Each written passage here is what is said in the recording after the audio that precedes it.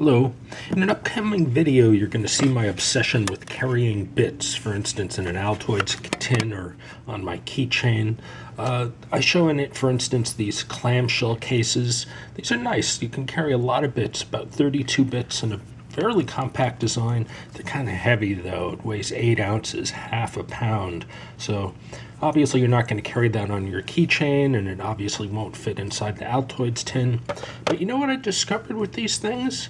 If you have a good razor knife, for instance, my little pocket Mac 2 razor knife that I showed a few years ago in a video, you can cut whatever size bit kit you want. So for instance, if you say, I just want to carry 6 bits, you could cut out a little container and carry 6 bits.